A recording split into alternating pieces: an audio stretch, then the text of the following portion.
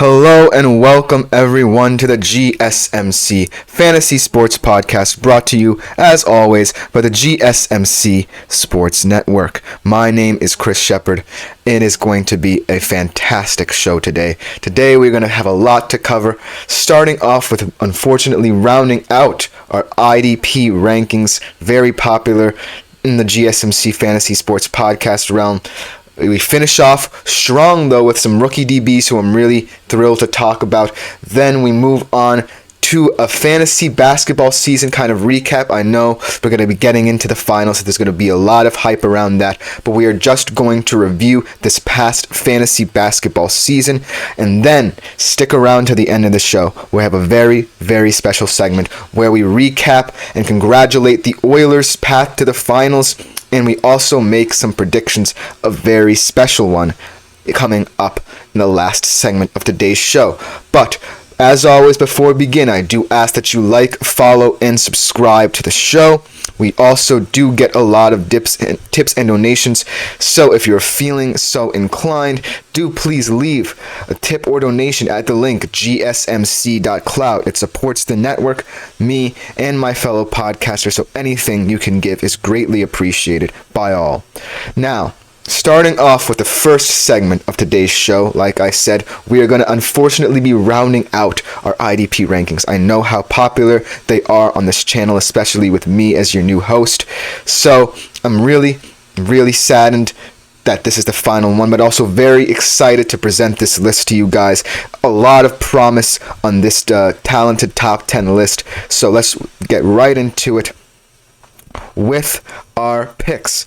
Coming in at the number 10 position, this guy, in my honest opinion, could have been as high as the number 1 overall position because of the fact he is going into a situation where cornerbacks are at a premium and this defense is young and exciting. It's Terrion Arnold from the Detroit Lions. This is one of the draft steals the Lions got out of Alabama, so I'm really, really thrilled to see how he develops in a situation where this up-and-coming secondary is exciting with guys like Ifeatu Melifonwu, Kirby Joseph. They also drafted Ennis Rakestraw Jr. How did they do it this draft?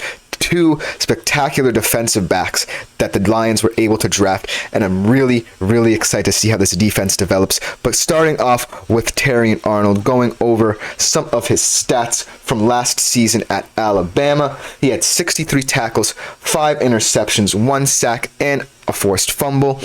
Also at his combine, he had a pretty good combine as well. He had a 4.5 40 and a 37-inch vertical. So you can see the length, the versatility that Terrion Arnold already brings to a young up-and-coming secondary. He should be a fantastic asset to your fantasy IDP league. Coming in at the number 9 position, we have a guy who not many people know, perhaps, but I think he could have a very huge impact on this defense because of the fact that it's one of the less talented ones in the league. Dadrian Taylor Demerson out of Texas Tech. He goes to the Arizona Cardinals.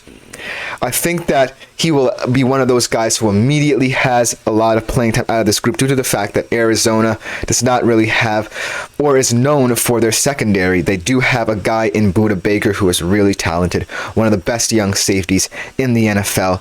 But Dadrian Taylor Demerson really won't have that much competition, and he does have the stats from college coming over to the NFL to back him up. He had in his career 238 tackles, 10 interceptions, and 2 sacks, and he had a not too bad combine either. Tested very well with a 4.4 130 and a 38-inch vertical. So you can see that Dadrian Taylor Demerson is a nice addition to the Arizona Cardinals backfield, secondary, whatever you want to call it. I really do think that Arizona is looking to improve in that department, and Dadrian Taylor Demerson could help them right away. That being said, he might be a bit of a risk due to the fact that Arizona's defense is not statistically known for yard prevention or touchdown prevention, so that's where his stats could be hurt. But I think he could be an interesting pick in the future, a couple years down the line, when you can say Arizona could be kind of in that mid-level defense as they steadily improve. Coming in at the number 8 position, is a guy out of Wake Forest, Malik Mustafa. He goes to a San Francisco secondary where he could start a couple of the first few games due to the fact that both of their top DBs, Talanoa Hufanga and Charvarius Ward, are coming off injuries from last season, but I do see him falling down the pecking order as they start to get healthy, but he's a very interesting asset to the San Francisco secondary. In his entire collegiate career, he had 175 tackles, 3 picks, and 4 sacks. At the combine, he had a 4.5 440, a little bit on the slower side, but he had a 41.5-inch vertical, so he has a lot of exciting traits to focus on. I think that Kyle Shanahan will want to implement him a little bit into the system. As you know, he is very famous for trying to figure out certain combinations that help him a lot back there in the San Fran defense, and that is why they are one of the league's best. So while Malik Mustafa is not necessarily going to be someone who starts right away, and therefore he probably won't be as productive as you might hope, he is still going to be someone who I'm really excited to see develop in a secondary and a defense that is one of the truly most talented in the entire NFL. Coming in at the number 7 position, that should say Kalen Bullock, that is out of USC. He goes to the Houston Texans, another young and up-and-coming secondary. Out of USC, he was first-team Pac-12. He had 42 solo tackles last year, 7 passes defended, 2 interceptions. At the combine, he had a 4.48 40 and also a 33-inch vertical, so very interesting assets there. And he comes into a Houston secondary that is really, really looking to improve upon last season.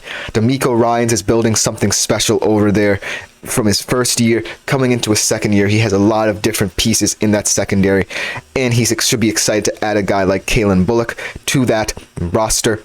They have guys already like Derek Stingley and Jalen Petrie, a couple of other young guns who had exciting seasons last year as well. So look for Kalen Bullock to have one of those sneakily good IDP seasons if he should be incorporated into the Houston Texans secondary. As of now, though, I still see him having to wait a couple of years because Derek Stingley and Jalen Petrie are already starting to become the foundation in which D'Amico Ryans wants to build in that secondary. But Kalen Bullock coming in at number 7 on this list. Look out for him in the future. Another guy who's stepping into a situation that should really help his development, Tyke Smith out of Georgia. He is coming into the Tampa Bay Buccaneers, and he is learning under one of the best young safeties, if not the best safety overall in the NFL, in Antoine Winfield Jr. Tyke Smith, obviously, he's been around a lot. He has won championships at the college football level with Georgia, so he brings that experience and winning mentality to a Tampa Bay Buccaneers defense that could catapult themselves into contention in the NFC should their season go their way and Baker Mayfield continue developing offensively. But let's look at Tyke Smith. 70 tackles last year in a title-winning year for him. Well, actually, that was 2 years ago. I'm sorry. Georgia did not win the title last year. But you can see the production, the traits he brings at the combine. He ran a 4.46 40 and had a 36-inch vertical. So yes, I think that Tyke Smith is going to be one to watch for, maybe partnering with Antoine Winfield Jr. for years to come in that Tampa Bay secondary. Coming in at number 5, another guy who I really think could be the number 1 rookie DB when all is said and done at the end of the fantasy football year, Cooper DeJean. He has something that some of these guys may not have, and that is versatility. He can play linebacker, he can play safety, he can even return kicks. So if you're looking for a guy who can produce kind of on special teams as well as defensively in your IDP league, Cooper DeJean should be that guy. He is stepping into a secondary that is going to be highly competitive due to the fact that I expect there to be a lot of turnover there, or with guys like Quinion Mitchell coming as well out of this draft to this Eagles team, and Reed Blankenship kind of being that bridge guy, and then Darius Slay, one of the most experienced corners in the NFL today.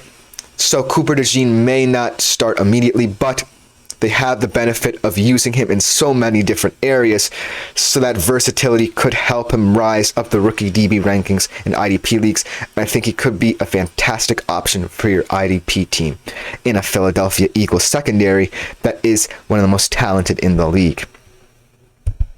Coming in at the number 4 spot, another highly underrated kind of safety out of Miami, who is going into a spot where he could also see a couple of minutes in terms of playing time. Cam Kinchens. He was a 2-time first-team All-ACC player, 4'6", 240 at the combine, not the fastest, had a 35-inch vert. He is kind of a more developmental guy in this high end of these rankings, but he goes into an LA Rams team where they aren't really set in terms of secondary. They have guys they really like in their front 7, but Cam Kinchens is stepping into a secondary with guys like Cam Curl, Russ Yeast, guys who are still in that developmental phase of their own careers. So look for Cam Kinchens to get on the field maybe. I know Sean McVay loves kind of these utility guys that he can use defensively. He always comes up with tricky schemes in that LA Rams defense. So I do expect Cameron Kinchens to be kind of one of those attractive options if you're looking for a guy later in IDP draft rounds where you can see that high-end potential for him this season. So Cameron Kinchens at 4, I'm really excited about. At the number 3 spot is another guy who I'm really excited for out of Georgia, also that winning mentality. Javon Bullard goes to a Green Bay Packers secondary where he should develop right away. He has another guy in Jair Alexander who is becoming one of the premier cornerbacks in the NFL. Last season at Georgia, he had 54 tackles, 1 tackle for loss, and 2 interceptions. Had a pretty decent combine, 4.47 40, so 33-inch vertical. He brings that winning mentality like his former teammate Tyke Smith does, to his Tampa Bay Buccaneers, to the Green Bay Packers, who are another young up-and-coming defense and secondary whom I'm really excited about. So I'm really thrilled to see Javon Bullard on this list, and I can't wait to see how he develops. Coming in at number 2, kind of another guy who's stepping into a situation that I don't think is as settled as people think. Obviously, you have guys in Christian Benford and Rasul Douglas and Taylor Rapp who you really like over there at Buffalo, but Cole Bishop being added to that kind of rotation out of Utah should be very intriguing to see. 4.45 40 at the combine, 39-inch vertical, one of the better DB performers at the combine in my opinion. So I do think that he is one of those guys who can step right in should a guy like Benford or Rasul Douglas go down.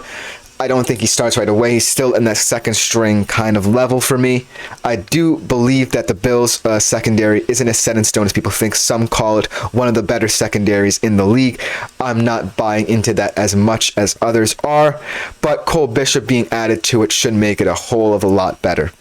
But I don't think he's as interesting as the guy at number 1 in Tyler Nubin, who steps right into one of the better corner situations in the league, because the New York Giants, they are also one of those teams who has a lot of young talent, but I don't think they're as set in stone as people think. They have exciting guys in Jason Pinnock and Deontay Banks, but they don't have proven guys, and Tyler Nubin can step in and assume the mantle of being one of those premier players in that Giants secondary, another defense who I'm really excited to see. But that should just about do it for this segment of today's show.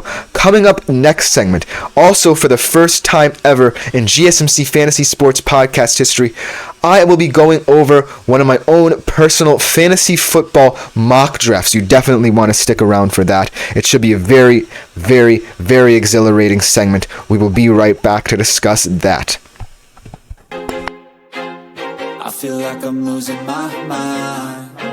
Is everybody in the world blind? Please, Lord, give me a sign, a sign.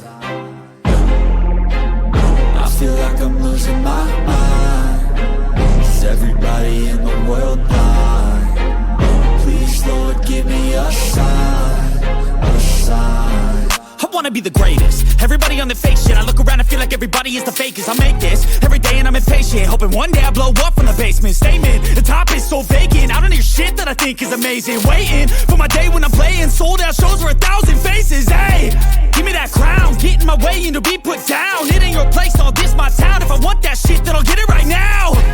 I'm losing it, the noose it fits, some loose shit, a stupid myth. You choose to live or choose to dip, you choose to fight or lose your grip and lose a gift. Oh, I feel like I'm losing my mind.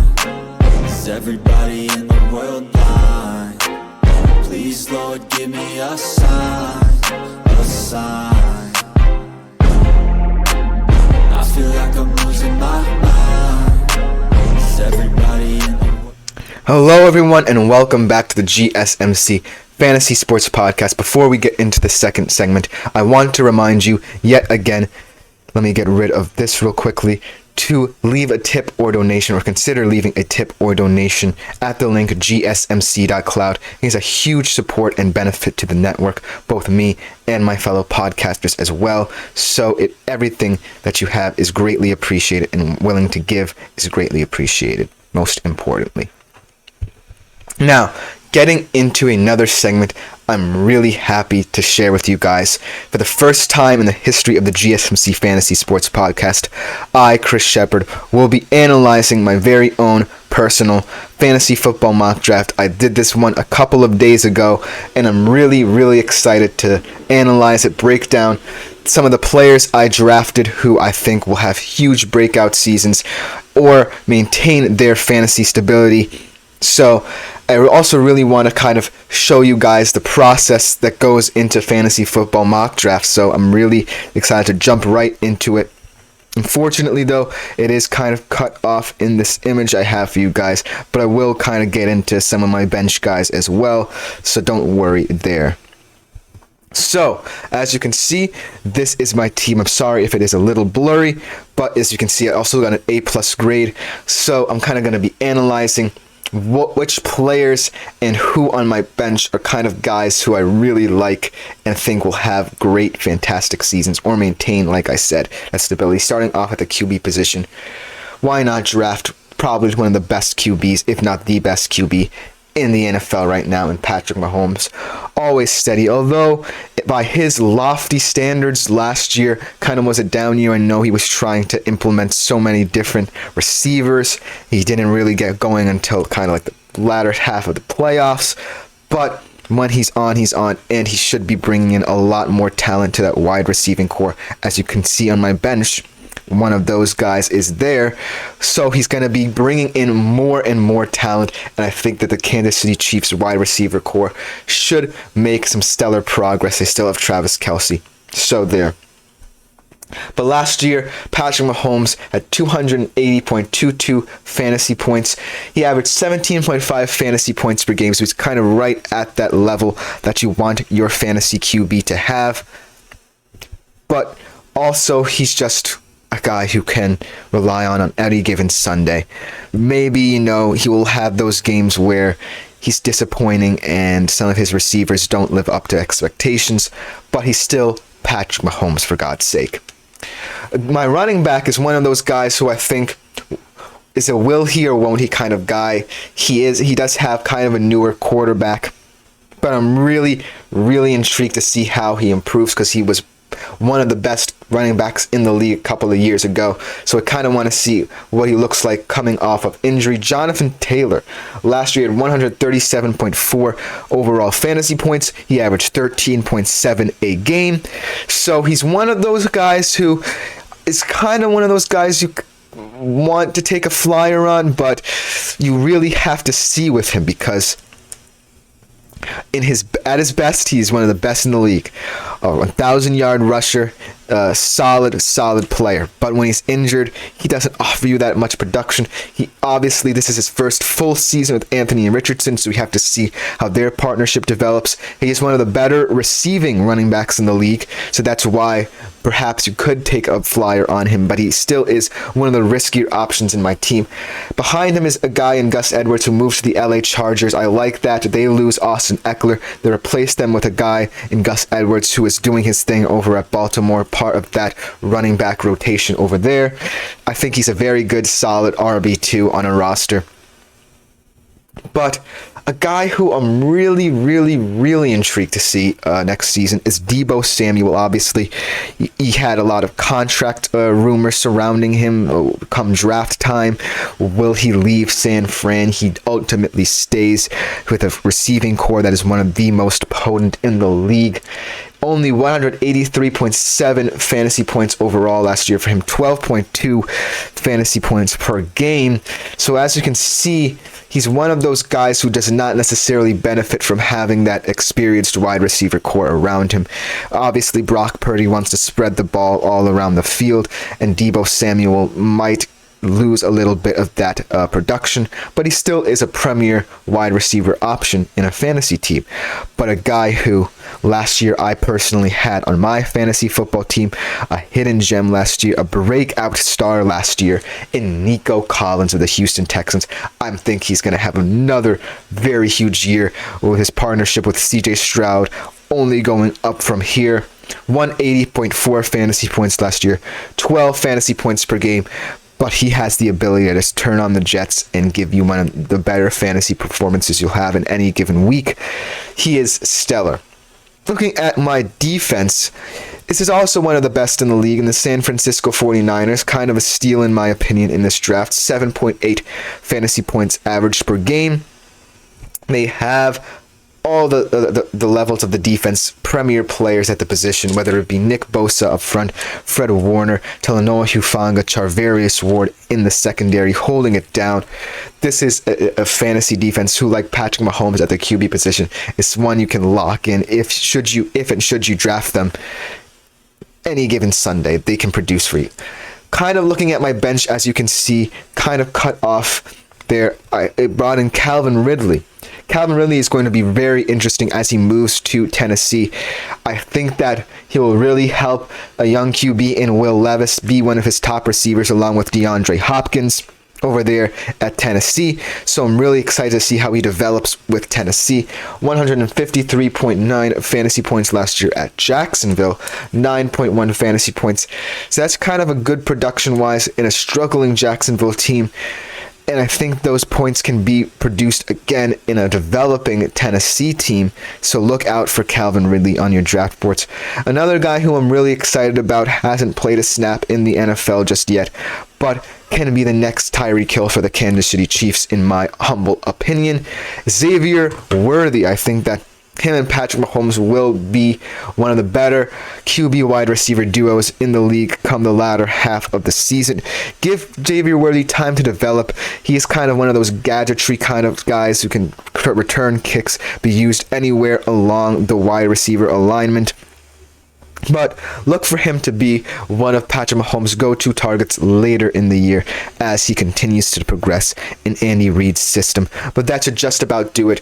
I hope this was a fantastic segment for you guys, getting to see a fantasy football team up close, drafted in the past couple of days with a good grade and my professional analysis and my personal opinion on some of these players. Coming up next on today's show, we have some very exciting segments. We are going to go over the fantasy basketball season, recap some of the breakout stars, the best overall team in terms of fantasy, and ultimately looking at the number one overall player in that department. Should be a good one.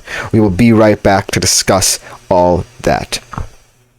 Looking for your daily fix of sports talk without having to pay for it? GSMC Sports Network is available on YouTube. Just search GSMC Sports Network. Get your fix of daily sports talk shows on YouTube, absolutely free. NFL, college football, NBA, MLB, MMA, UFC, fantasy football, and so much more. GSMC Sports Network has shows running all day long, with new sports shows starting every 2 hours. Just like on your favorite cable sports channel, except GSMC Sports Network is absolutely free. Just search GSMC Sports. Hello everyone and welcome back to the GSMC Fantasy Sports Podcast. For today's third segment of the show, we'll be looking at a fantasy basketball season recap. Obviously, once we get into the NBA Finals, it will be just NBA Finals talk from there on out. but I just want to showcase some of the breakout players, breakout teams of this fantasy basketball season. It was a fantastic one. You had underrated stars. You had rookies vaulting themselves as high as projected to be the number one overall fantasy player next year in terms of that. But just going into this past season, it was a truly fantastic season for a lot of players and teams, so let's jump right into it. Coming in as the number one overall player for the 2023 to 24 NBA basketball season. Could be a shock to some people, but I think that when he's healthy, he is one of the better fantasy players in the league, and that is Joel Embiid. Joel Embiid is your number one overall player, and he proved that when he's healthy, he is on. We talked about him in the last episode for the way too early 24 to 25 fantasy basketball rankings. He did have a very incredible season in the games that he played, obviously. Due to the fact that he did not play as many games as necessary, he could not be voted for MVP, but he would have been in that discussion had he played enough games. He had fantastic stat line, 34.7 points per game, 1.2 steals, 1.7 blocks. Overall, a fantastic fantasy player, both offensively and defensively, because I know a lot of people do value these highly defensive centers who can be presences in the paint and both ends of the floor. So Joel Embiid is your number one overall fantasy player for this past season. As for the number one overall fantasy team, with no surprise, it is the Boston Celtics. Yes, you can say that they aren't a team built around their stars, and that is why there's so many players in the fantasy top 100. They have 5 out of the 7 players that are on that list in the top 100. But overall, that just shows you the balance that Boston is trying to build. Obviously, you can build guys like Jason Tatum and Jaylen Brown as your superstar duo over there, but overall, they're just focused on playing unselfish basketball. A lot of three-point efficiency, which especially helped them in terms of being the number one overall fantasy basketball team in terms of that. But overall, I'm really thrilled that the Boston Celtics get their due respect for not just being Jason Tatum and Jaylen Brown. You have guys like Drew Holiday, Derek White, even Luke Cornett made the top 200 on this list, which is incredible to see because he's kind of one of those gadget guys, utility guys off the bench for Boston. Also got a guy like Al Horford, who's not necessarily going to help you defensively in terms of fantasy, but obviously his three-point production is a huge asset to fantasy teams. So overall, I think that the Boston Celtics are well-deserved to be the number one overall fantasy team in terms of their production. I'm really excited to see what they do in the NBA Finals, and hopefully Banner 18 will hang in TD Garden for them because they truly deserve it based on this season. One of the great teams in NBA history if they can clinch that final and take that Larry O'Brien trophy back home to Boston. As for breakout players, I think that you can choose a couple, obviously. A guy like SGA, a young point guard in Oklahoma City who led them to the number one seed in the Western Conferences, could be a sneaky option there. Tyrese Halliburton from the Indiana Pacers, fantastic, well-balanced, efficient season for him in terms of fantasy. You can pick a guy like Domantas Sabonis, who, while he's been doing this in terms of fantasy for many years, you may not necessarily rate that highly because of the fact he doesn't put up major points in terms of his production, but he is one of the more well-balanced, efficient players due to the fact that he has a high level of assists and rebounds. But obviously, you can't talk about breakout stars without talking about who people truly project to be one of the top, if not the top, fantasy basketball player next year, and that is Victor Wembanyama of the San Antonio Spurs, number one overall draft pick last year. I really think that people should slow their brakes on this because of the fact that Victor Wembanyama is still developing. It was his rookie season. He's still very lean for a player of his height. He needs to add more muscle. He needs to add more aggression to his game, but you can see the traits and potential that people are talking about and the hype surrounding him. But ultimately, I still think the Spurs are a developing team as well, so they really do need to build that core around Wemby if they want him to be the centrifugal force of this San Antonio Spurs team. I also don't think that Greg Popovich is the correct coach right now to kind of progress him. I think that Greg Popovich is getting up there in years. He could retire sooner rather than later. So we're going to have to see how Victor Wembanyama does progress. But I'm really, really excited to see how next year plays out for him, because he is going to be one of the dominant stars for the next decade or so in this league. So overall, in terms of fantasy basketball, I am really happy with how the season went. We saw a lot of different things happen. We saw a lot of teams rise to the occasion, a lot of players, like I mentioned, SGA and Tyrese, leading their kind of smaller market teams to the NBA playoffs while being very efficient in doing so. We saw Joel Embiid. When he's hot, he's hot. He is one of the best centers, make no ands, ifs, or buts about it, when he's on as a number one overall player. And we saw a team unlike any other in NBA history, one of the best ever to do it in the Boston Celtics. Very well-balanced team, not just Jason Tatum and Jaylen Brown, who had those guys producing big numbers for you there. So overall, a team that I'm really excited to see in the NBA Finals. Also, I do want to kind of highlight other teams that kind of broke out in terms of fantasy production. How about the Oklahoma City Thunder? Obviously, we talked about SGA, but a guy like Chet Holmgren, who in my mind can push Wemby as this next big thing as well. They're rivals in this league, and they will be rivals for a long time. So look for Chet to get more efficient as he develops as well. And Jalen Williams is another exciting player on that young Oklahoma City Thunder's team who could progress in terms of his development in terms of fantasy as well. Overall, I think the Oklahoma City Thunder are going to be one of the challengers to the Boston Celtics' throne of being one of the most efficient fantasy teams in the future. Also, I really like the Minnesota Timberwolves this year. There are going to be some question marks heading into the offseason for them, as they are kind of in the weird state of being in the luxury tax, cutting into that second apron. So we'll have to see if they retain most of their talent. But a guy like Anthony Edwards obviously did not really have the best of series against the Dallas Mavs in his first ever conference finals. But he is a fantastic fantasy player, as I mentioned previously on this show. When he is hot, he is one of the best in the league.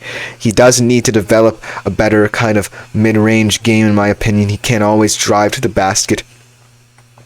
So look for his 3-point and mid-range stats to improve drastically, and that will truly help his fantasy stock as well. If they retain guys like Cat and Gobert, obviously they help you defensively. And a guy in Jaden McDaniels and Naz Reid as bench or utility options in your fantasy basketball lineup next year are not too shabby. And finally, in terms of teams that really broke out in terms of fantasy production this year, how about the Dallas Mavericks? Another team where it's not all about their star duo in Luka and Kyrie going into the finals. They have role players who they really liked and developed this year. They got guys through trades, they got guys through the draft, and they really built and structured this team so well. And I'm really excited to see them in the NBA Finals because they deserve it. Guys like Derek Lively and Dan Gafford. In terms of defense, they have been stellar both in the postseason and the regular season.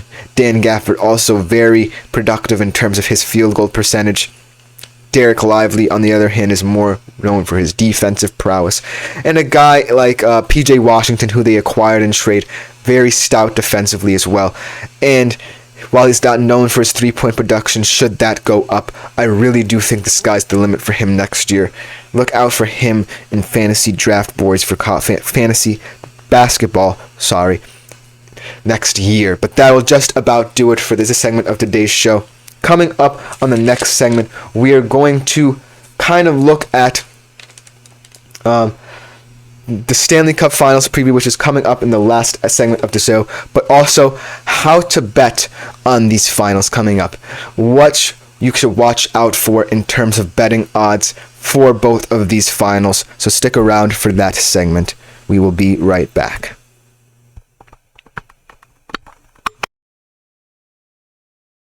For the best and latest podcasts available anywhere, go to the podcast app on your cell phone and type in GSMC to access free content-rich podcasts on health and wellness, book reviews, sports, entertainment, relationships, social media, movies, technology, finance, and even weird news. Subscribe and download the GSMC Podcast Network's family of shows, available everywhere podcasts are found. Hello everyone and welcome back to the GSMC Fantasy Sports Podcast, brought to you by the GSMC Sports Network.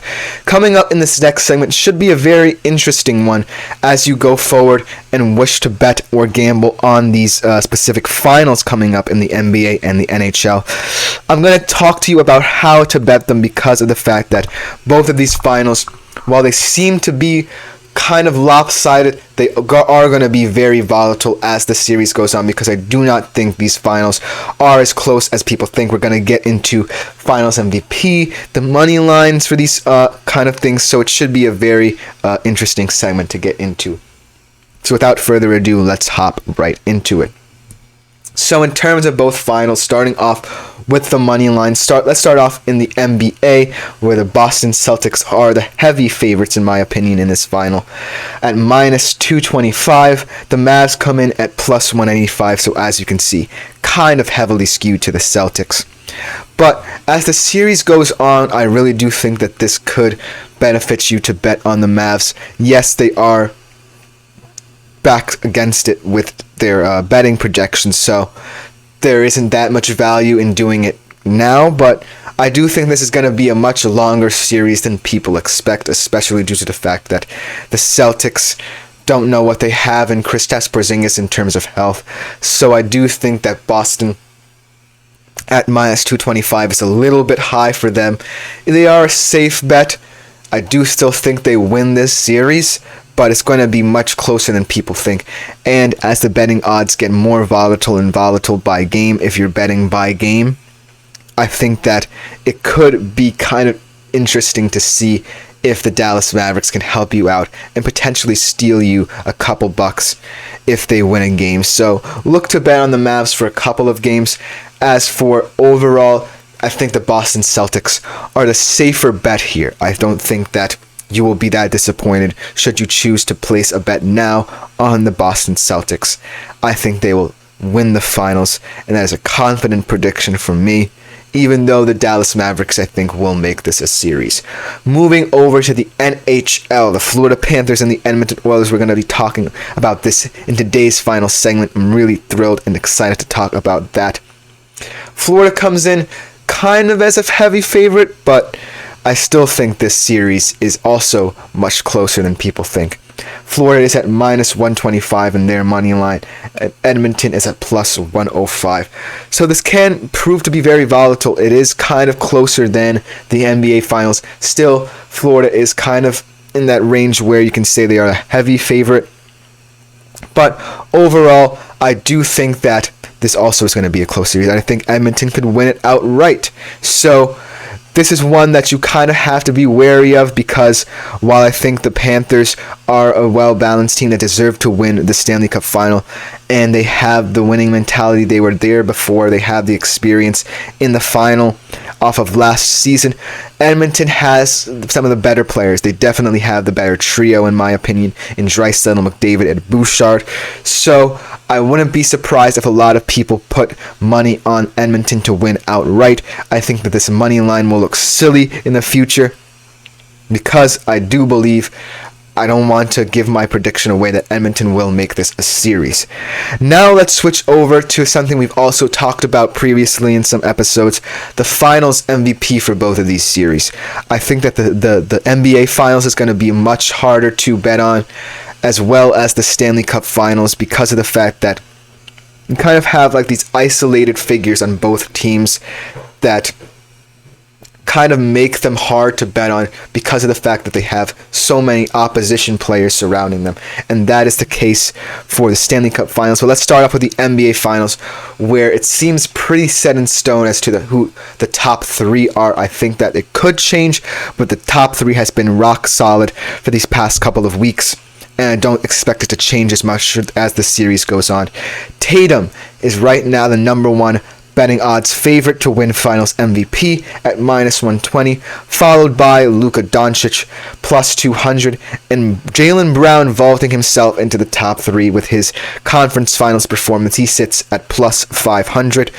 I think that out of all those 3 players, Luka Doncic is a guy you should watch out for, because while I think that ultimately Dallas loses the series, he could be a guy who, for the first time in NBA history, I believe, and for the first time since the NFL did it with their Super Bowl, the fact that a losing player can win MVP in the finals, I think that this is a huge proposition, and I think that it's one that people should not shy away from. I think that ultimately Luka is the best player in this series, if not in the entire world, and he is going to get his. I think that while the Boston defense is currently going to be one of the bigger challenges that this Dallas Mavericks team has faced in these playoffs, Luka Doncic and Kyrie Irving will still get their production.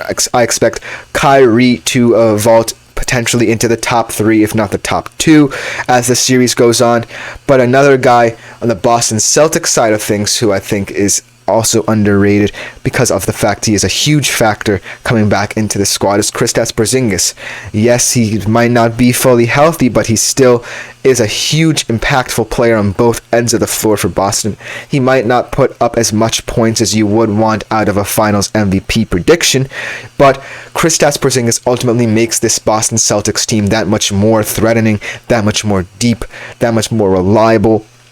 So look for Kristaps Porzingis in these rankings to kind of vault his way and make his way into the top 5 of these betting odds. But ultimately, these top 3, I'm not too surprised about. Obviously, you can talk a lot about Jason Tatum needing to prove the fact that he deserves to be the number 1 pick for the Finals MVP in terms of betting odds, but he is definitely the guy on the Boston Celtics who you would consider to be the Finals MVP should they hang banner number 18 up in the TD Garden rafters. Moving over to the Stanley Cup Finals betting odds for Finals MVP. This one is a little bit more volatile in my opinion. I kind of lied to you guys in saying that the NBA Finals one is a bit more volatile. This one is definitely more volatile because there's a lot of isolation between both the Oilers stars who are projected to be Finals MVP and the Panthers stars who are projected to be Finals MVP. But without further ado, let's get right into them. So McDavid, without a doubt, is your Stanley Cup Finals MVP. He could honestly be another of those guys who, should the Edmonton Oilers lose, he could be a guy winning the Finals MVP Conn Smythe Trophy, if you will, in a losing effort. So look out for that. He's at plus 200. Then you have 3 straight Florida Panthers. That's where the variance comes in. With Barkov at plus 400, Sergei Bobrovsky at plus 400, and Matthew Tkachuk at plus 600. It's really hard to bet on any of Florida Panthers due to the fact that their offensive production is spread out across all levels of their team and their squad. So I really am kind of skeptical of picking a Florida Panthers to win Conn Smythe Trophy.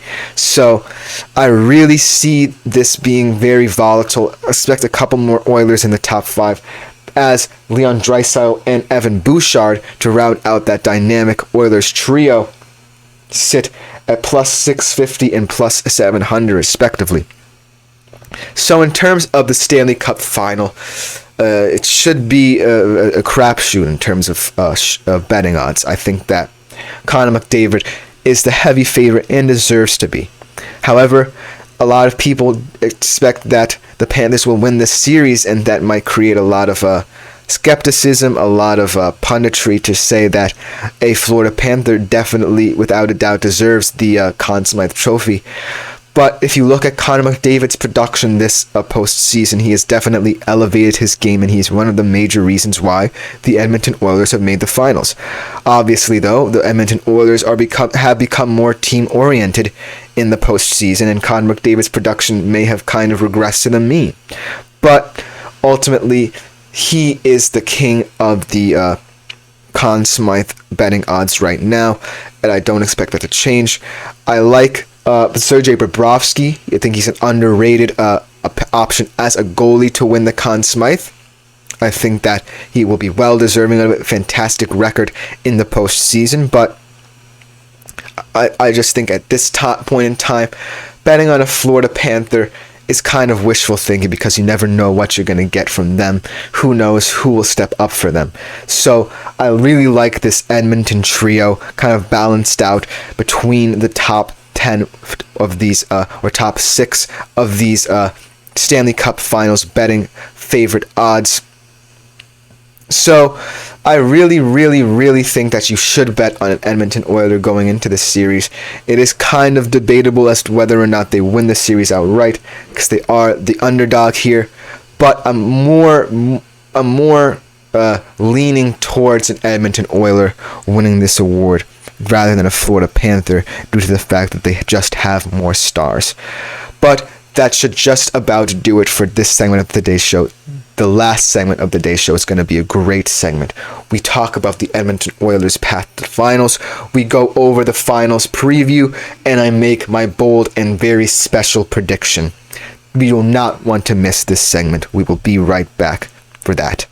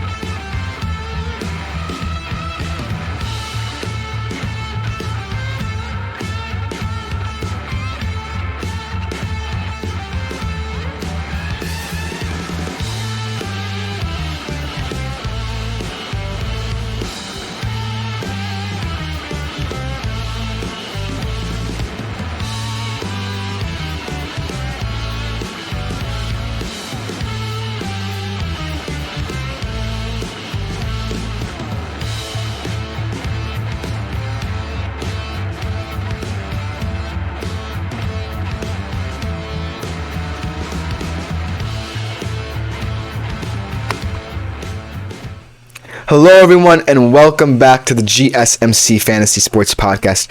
At last, we are at the final segment of today's show, and it should be a great one. We are going to be previewing and predicting the Stanley Cup Finals in terms of fantasy, in terms of storylines.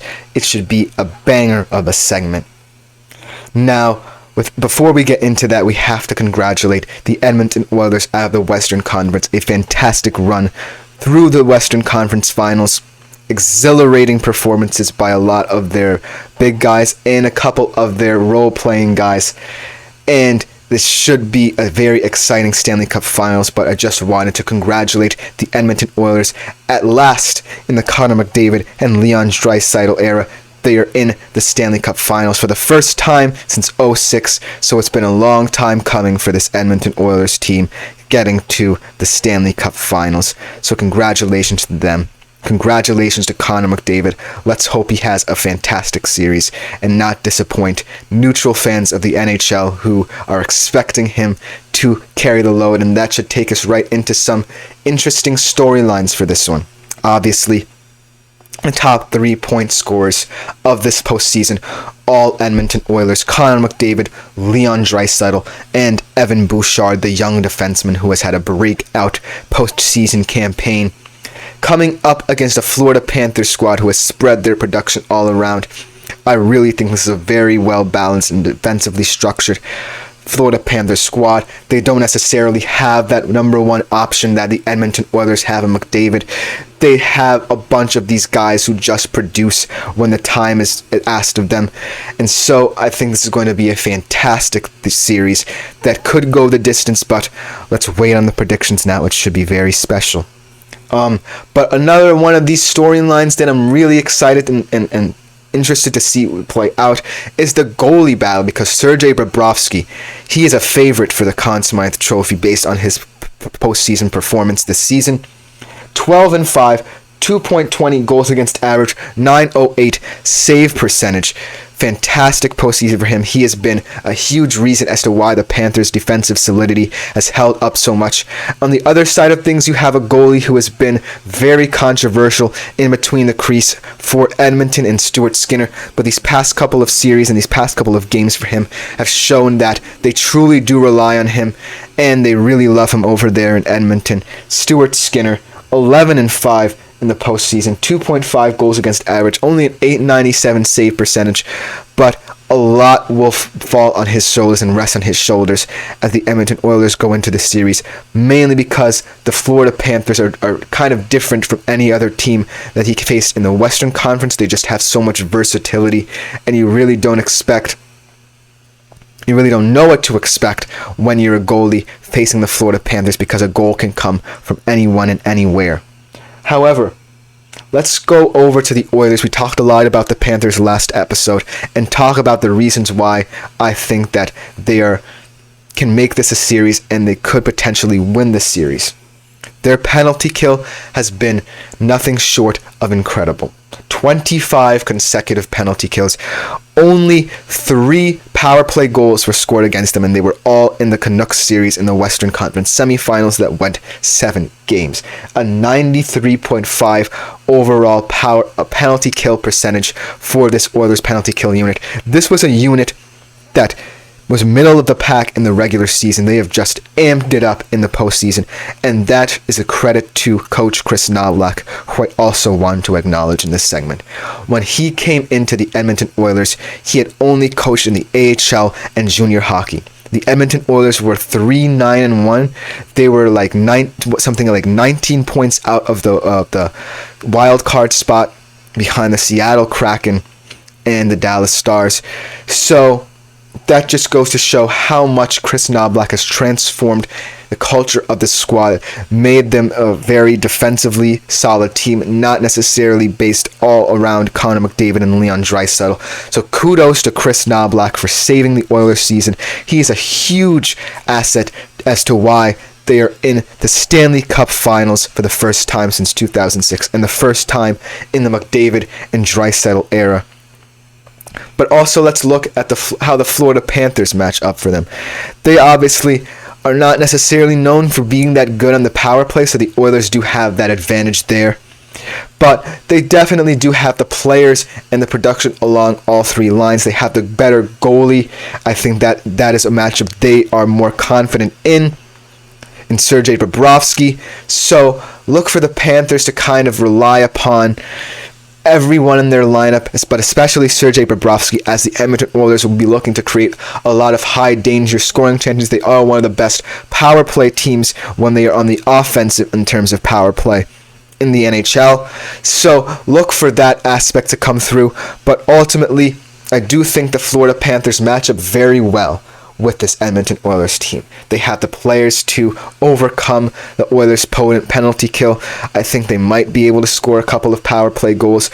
They also definitely have much more depth and experience in the Stanley Cup Final than the Edmonton Oilers. It's the first time the Edmonton Oilers have been in the Stanley Cup Finals, like I said, in a while, but the Panthers were there last year.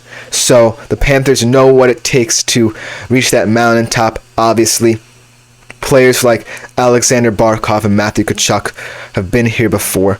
They know this is not their first rodeo coming into the Stanley Cup Finals. So ultimately, I do believe that this is a huge series, well balanced. I think the one thing I really like about the Panthers is that no matter who they acquire or have already had in their team for quite some time, they just produce for them. Guys like Matthew Tkachuk and Sam Bennett have come over from other teams, mainly the Calgary Flames, and they have just been fully integrated into the squad without any hesitation. That is a huge credit to the Panthers front office. I think they are a huge reason as to why they are in there. They've just made the shrewd, astute moves that the Panthers needed to get over that hump heading into the Stanley Cup Finals. But that brings me to my special prediction. Ultimately, this is a series that can go the distance, but I do not expect it to. And one thing that I really want to hang my hat on this prediction is it's a bold one. I think that this is going to shock a lot of people. I think that it definitely could happen, but I'm not holding my breath. But let me tell you a little story. In my lifetime, as a sports fan, a very diverse sports fan, I hail from the state of New Jersey, so not many good sports teams. I have had a very diverse sports life, seen most of my teams win in my lifetime, except the two that are in the finals in their respective leagues right now, the Celtics and the Oilers. Obviously, I was 6 years old when the Boston Celtics won their last title, and I don't necessarily count that. I do want to see them win with my own eyes, but as you know, that makes the Edmonton Oilers the only team that hasn't really won in my lifetime.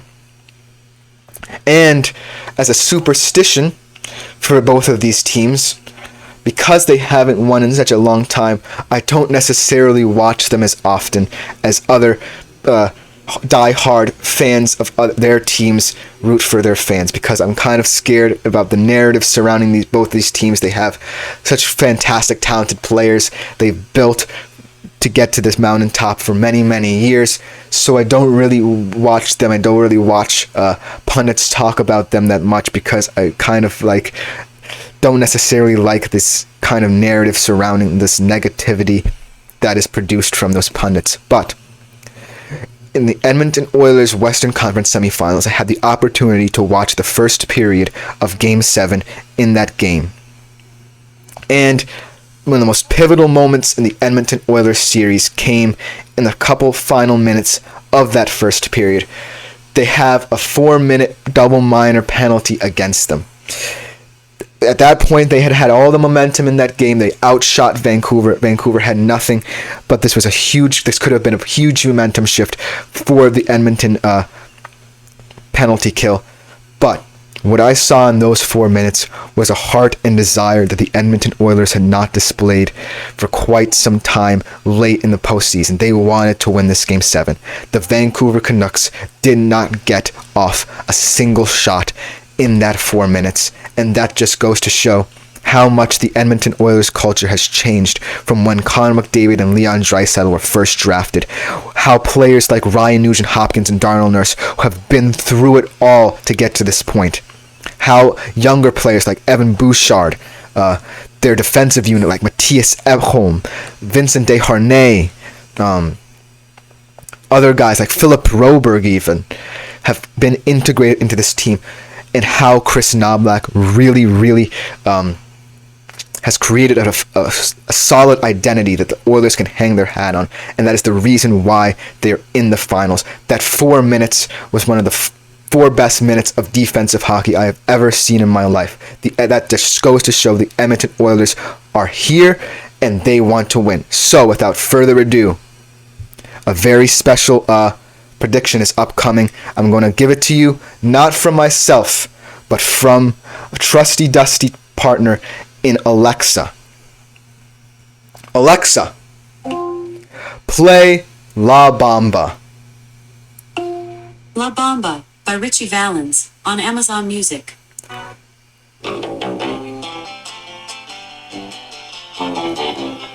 Edmonton Oilers fans, get excited.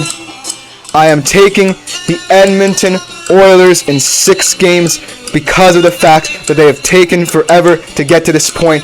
As an Edmonton Oilers fan, I just want to see them get over the hump. They have the stars to do it, but that will just about do it for today's show. Like, follow, and subscribe to the show. It means a lot to the network. Man, this song just gets me every time, man. I hope Edmonton Oilers get to play it when they hoist the Stanley Cup, but that should just about do it, man. I've been Chris Shepard from the GSMC Fantasy Sports Podcast. We will come back tomorrow with another great show ahead. Goodbye. Have a great, fantastic day, especially to my Edmonton Oilers fans. See you tomorrow.